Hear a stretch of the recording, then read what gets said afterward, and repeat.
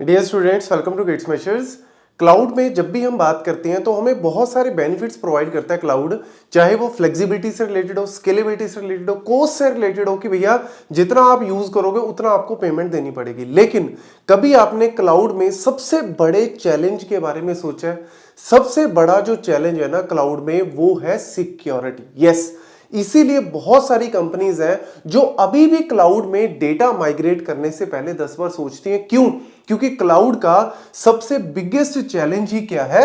Security. कि क्या data जो है वो सिक्योर रहेगा या नहीं रहेगा। रीजन सिंपल सा है, जैसे आप लोग अपनी जीमेल्स को, जैसे जीमेल में हम लोग डेटा रखते हैं या आई क्लाउड में भी हम डेटा रखते हैं, तो हमें एक्चुअल में पता ही नहीं होता कि हमारा डेटा फिजिकली कहां पे स्टोर है। इन केस अगर डेटा लॉस हो गया, डेटा ब्रीच हो गया, तो मैं कंपनी पे कोई केस कर सकता हूं या क्या होगा? मेरा डेटा मिलेगा, नहीं मिलेगा, गलत यूज तो नहीं होगा? क्या इसके पीछे कंप्लाइंस है?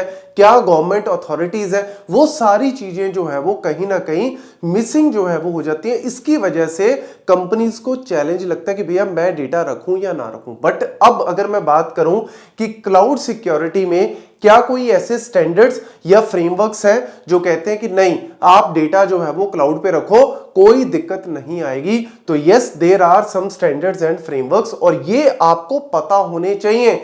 क्योंकि कल को अगर आप क्लाउड में काम करते हो, क्लाउड के अंदर जाते हो, तो कहीं ना कहीं आपको ये चीजें जरूर पूछी जाएंगी। और ये चीजें जो है वो आपके इन केस कोई भी इंटरव्यूज में जाते हो, कहीं पे भी आपको डेफिनेटली पता होनी चाहिए। यहां पे अगर जैसे हम इंफॉर्मेशन सिक्योरिटी या साइबर सिक्योरिटी में भी बात करते हैं, वही चीज यहां पे है। जैसे हम लोग इंफॉर्मेशन सिक्योरिटी में आईएसओ जो 27001 स्टैंडर्ड है या 27002 स्टैंडर्ड सबसे मेजर फ्रेमवर्क्स है, सबसे मेजर स्टैंडर्ड्स है, उन्हीं का ही एक्सटेंशन आगे क्लाउड में कर दिया। तो वो इंफॉर्मेशन सिक्योरिटी में यहां पे क्लाउड सिक्योरिटी में आगे एक्सटेंशन कर दिया। तो पहला जो फ्रेमवर्क है, पहला जो स्टैंडर्ड है, that is international standard organization, और यहां पे 27017, और ये क्या कहता है? Cloud security guidelines.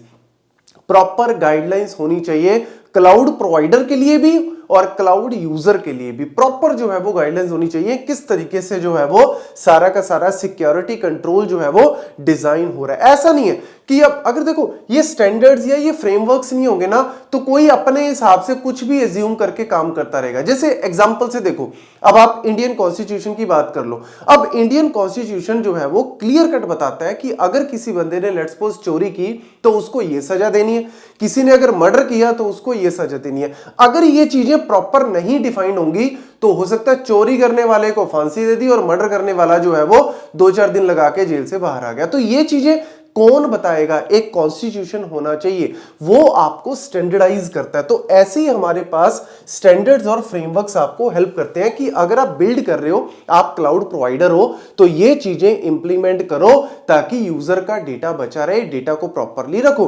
और प्रॉपर ऑडिटिंग अकाउंटिंग भी होनी चाहिए कि कल को अगर कोई ऑडिटर आके ऑडिट करता है कि क्या चीजें कैसे कैसे यूज की, तो वो प्रॉपर उसको इंफॉर्मेशन मिलनी चाहिए। और ऐसी जो क्लाउड यूजर है उसके लिए भी कुछ सेट ऑफ प्रिविलेजेस कह लो या कंट्रोल्स कह लो, या इस तरीके से इंफॉर्मेशन उसको भी पास होनी चाहिए कि भैया तूने किस तरीके से इसको यूज करना है। तो वो सारी गाइडलाइंस जो है वो कहीं ना कहीं ये प्रोवाइड करता है। इसी हमारे पास एक और आ जाता है 27018, जो कि रिलेटेड है data protection in the cloud.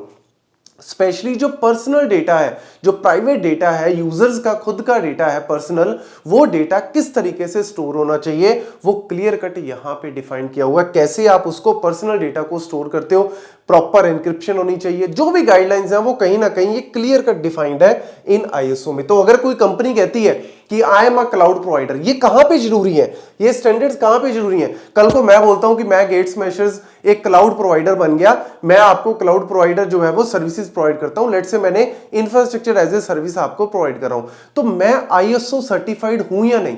अगर मैं सर्टिफाइड हूं तो मैं सर्टिफाइड कैसे होऊंगा? अगर मैंने प्रॉपर गाइडलाइंस फॉलो की होंगी, तो मुझे वो एक ठप्पा देंगे कि यस यू आर सर्टिफाइड, और अब आप मेरे दिखा सकता हूं, मैं मार्केट में दिखा सकता हूं कि आई एम आईएसओ सर्टिफाइड, तो आपका ट्रस्ट बनेगा। तो इसीलिए ये चीजें बहुत ज्यादा जरूरी है ट्रस्ट बिल्ड करने के लिए। देन नेक्स्ट जो आपका national institute of standard and technology, ये क्या कहता है कि भैया आपके पास ये इस तरीके से SP 80053 ये स्टैंडर्ड्स हैं। ये फिक्स स्टैंडर्ड्स हैं जो कि आपको बताते हैं कि आपके पास लेट्स सपोज कोई कंट्रोल इंफॉर्मेशन या सिक्योरिटी से रिलेटेड कोई भी अगर लेट्स सपोज डैमेज होता है या फिर अगर इन केस कोई भी प्रॉब्लम अक्कर होती है, इंपैक्ट अक्कर होता है आपके सिस्टम में, तो वो लो इंपैक्ट है, मीडियम इंपैक्ट है, हाई इंपैक्ट हो सकता है इस चीज का, तो आपको क्लियर कट इसमें बाइफरकेशन होना चाहिए ताकि आप उस तरीके से अपना डेटा और सारे इंफॉर्मेशन को स्टोर करके रखो।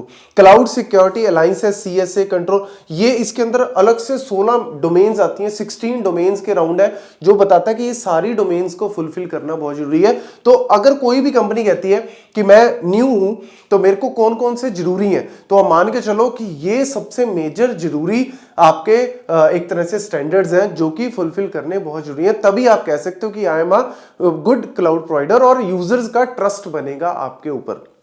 हम लोग जनरली सर्टिफिकेशंस वगैरह करते हैं, बहुत सारे इंस्टीट्यूट सर्टिफिकेशन प्रोवाइड करते हैं, लेकिन हम लोग उसमें देखते हैं ना कि भैया ये सर्टिफाइड है या नहीं, या ISO सर्टिफाइड है। अगर किसी ने सर्टिफाइड कर दिया तो यानी वो कहीं ना कहीं एक ट्रस्ट बनाना उस पर आसान हो जाएगा क्योंकि वो प्रॉपर गाइडलाइंस को फॉलो करेगा। इसके अलावा बहुत सारी गवर्नेंस से रिलेटेड भी आती है कि गवर्नमेंट जो है वो प्रोवाइड कर रही है, गवर्नमेंट जो है वो क्लियर कट रेगुलेशंस देती है। जैसे अगर मैं बात करूं यहाँ पे यूरोपियन यूनियन की, यूरोप जो है, यूरोप आपको पता है कि यूरोप के बारे में जो कॉन्टिनेंट है पूरा, तो यूरोपियन यूनियन की तरफ से आपके जो पर्सनल डेटा को किस तरीके से रखना है, सारी इंफॉर्मेशन जो है वो ये आपका जो GDPR, ये जो रूल है, ये जो रेगुलेशन है, इसके अंदर डिफाइंड है, तो कंपनीज इसको पूरा फॉलो करनी चाहिए। ऐसे ही जो US का है वो आता है आपका हिप्पा के अकॉर्डिंग जो है वो प्रॉपर जो है आपका एक्ट के अकॉर्डिंग जो है वो सारी इंफॉर्मेशन होनी चाहिए, ताकि अगर किसी का प्रॉब्लम आ गई, कल को किसी ने डेटा ब्रीच कर दिया, कंपनी ने, क्लाउड ने डेटा ब्रीच कर दिया या किसी आगे थर्ड पार्टी को बेच दिया, तो यूजर उस पर क्लेम कर सकता है, यूजर उसको सू कर सकता है और वो इस चीज के अंदर आएगी। ऐसी डिजिटल डेटा प्रोटेक्शन लॉ जो है वो इंडिया के अंदर भी है, उसको फुलफिल करना जरूरी है। तो ये मल्टीपल जो है वो लॉज के अकॉर्डिंग भी होते हैं जो कि यूजर्स को, क्लाउड प्रोवाइडर्स को फुलफिल करने पड़ते हैं। इसके अलावा SOC system and organization control है या फिर CIS बेंचमार्क्स है, इनके अंदर क्लियर कट डिफाइंड है कि ये चीजें होंगी तो हम सर्टिफाइड करेंगे आपको, अदरवाइज हम लोग नहीं करेंगे। तो इसीलिए मान के चलो कि कोई भी स्टार्टअप है, छोटे से छोटा स्टार्टअप भी है ना, अगर वो क्लाउड प्रोवाइडर बन गया तो कम से कम उसको कुछ ना कुछ स्टैंडर्ड्स, कुछ ना कुछ फ्रेमवर्क्स को फॉलो करना पड़ेगा, तभी यूजर्स का ट्रस्ट बिल्ड हो सकता है, तभी वो प्रॉपर जो है वो सिक्योर तरीके से अपना डेटा और सारी इंफॉर्मेशन को रख सकते हैं। तो ये इनको थोड़ा थोड़ा डिटेल में पढ़ना बहुत जरूरी है ताकि आपको पता हो कि इनके अंदर क्या क्या रूल्स हैं, क्या क्या चीजें आपको फॉलो करनी है। कुछ कुछ मैं आगे फर्दर वीडियोस में एक्सप्लेन भी करूंगा, लेकिन मेन ये सारे पॉइंट्स आप नोट कर लो। Thank you.